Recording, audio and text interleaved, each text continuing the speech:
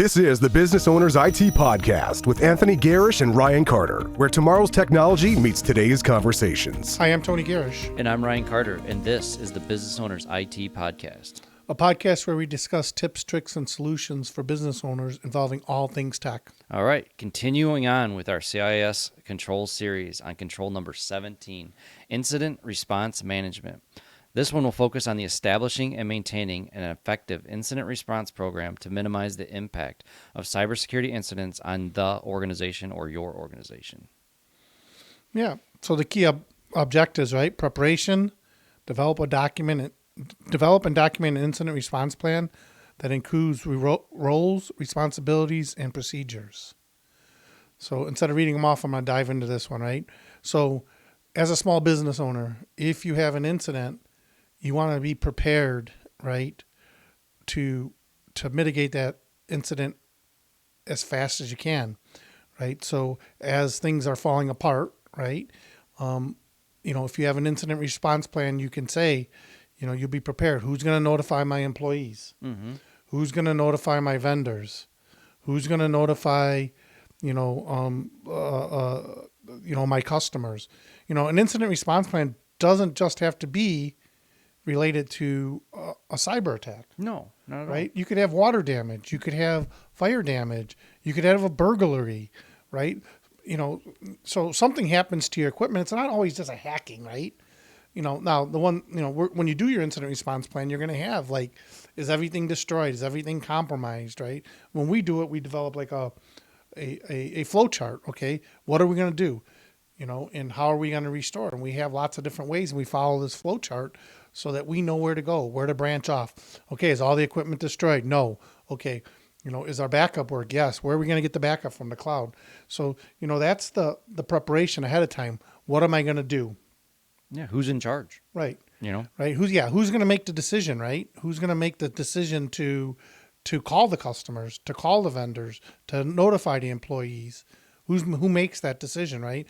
And you don't want to make that decision when the incident happens, because it's just, you're just going to be, you're going to be worried about all these other things as well. Yeah, and the wrong person could be put in charge that just doesn't know all of the business or anything that goes on. So Yep. you want to have it documented up front. Yep.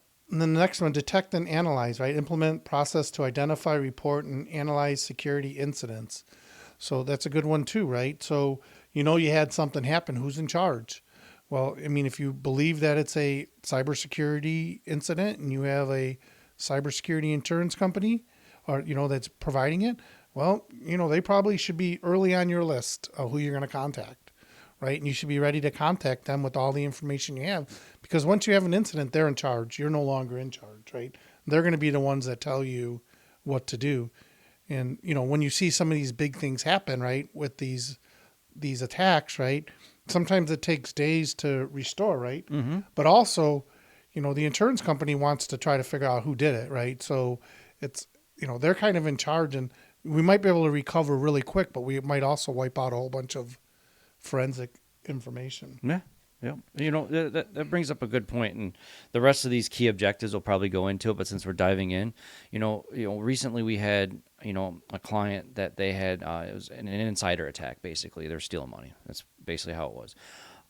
When they found out it was happening, they didn't take these proper steps of either A, notifying us and getting us involved on what to do, and then B, getting their insurance company involved to where they're going to, take the evidence, the laptops and all of that and put it aside and then get all the forensics out of it.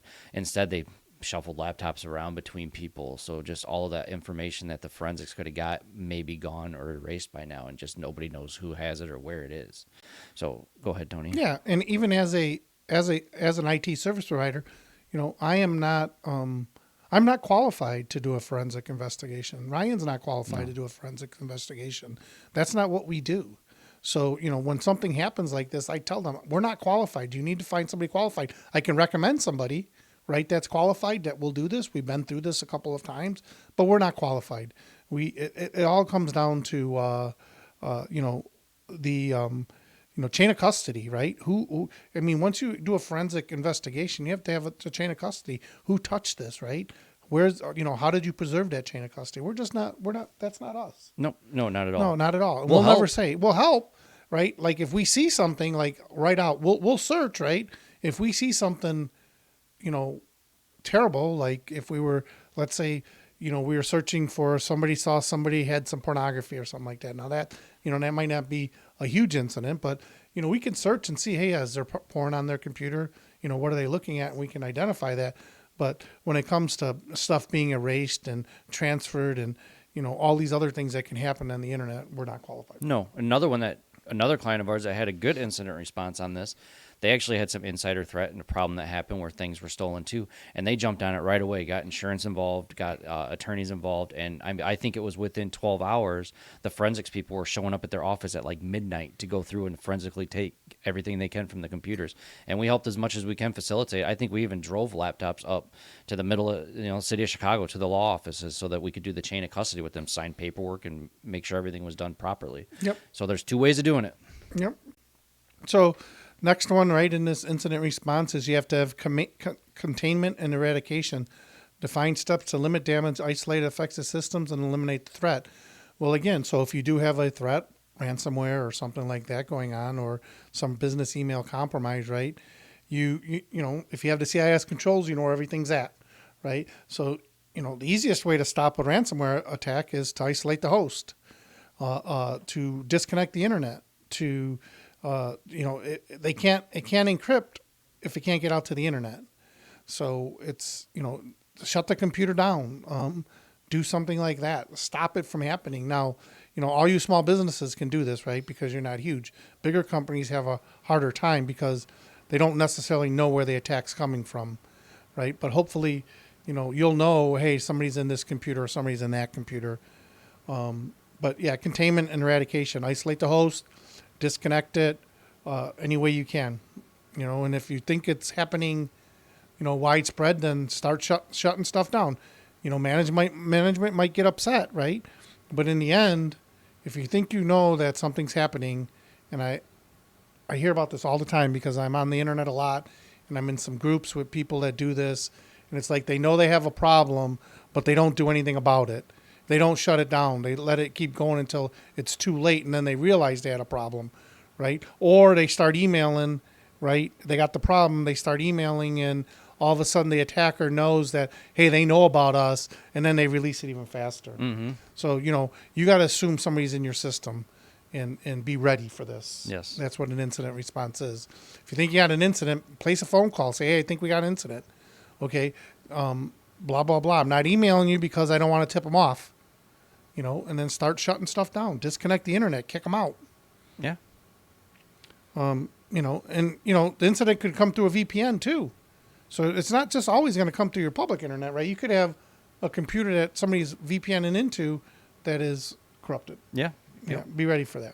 Exactly. You got 16 other controls that lead up to this. Yep. So they'll help you be ready for it. Yep. Mm-hmm. And then post-incident activity. Conduct a post-mortem review to analyze the root cause, improve processes, and prevent it from reoccurring.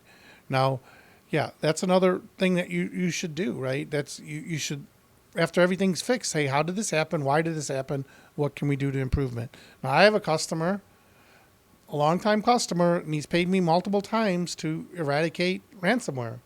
And I keep telling them what they need to do. They need to install ThreatLocker, but they don't want to pay. So since they don't want to pay, you know, every couple of years, few years, they get in and, you know, we kick them out and you know, and we kick them out and restore their stuff. Yeah. You know, for a long time they had RDP on the internet. I think that's gone now, but they didn't want to get rid of it for whatever reason. So it happens. Yep. And I had another customer that did this right. You know, they had an incident and it severely impacted them. It was a CFO had got some email hacks, so it, you know, very important stuff. So they had to go through that entire incident, and towards the end, they did a risk analysis with the company, and I sat for hours in on this meeting where we talked about what was there before and what was there after the incident, and then what could be done to help after that incident. And it's a great thing to talk about, and we always have suggestions and anything along the ways if there is an incident, what you can do to protect yourself. I'm sure Tony told that one client that was doing a lot of stuff that was always getting breached, this is what you need to be doing, this is what you need to be doing. They're probably doing it now, is my guess. Yeah. And the one thing about hiring us, and this ain't really about hiring Unique Computing Solutions, but we're security focused first, so we're not charging extra for this. We don't want you to get hacked. We don't want you to have a thing. We're that's not us. Okay, so we do this stuff as part of our service because we can't afford. We don't have 300 people sitting around just to be ready for an event. So, Right. Yeah. Exactly. So what are the benefits of having an incident response management Reduce downtime, financial impact, and security incidents. Ensure a structured and swift response to a threat. Help organization comply with regulatory requirements. Again, incident response plan is very important to have before havoc hits. Yep. My tip of the week on this is have an incident response plan. That's it. All right, everybody. Thank you for tuning in to the Business Owners IT Podcast, and we hope to see you at the next episode. We'll see you next week where we talk about CIS Control 18, penetration testing, the final one. Unique Computing Solutions. Your IT challenges solved.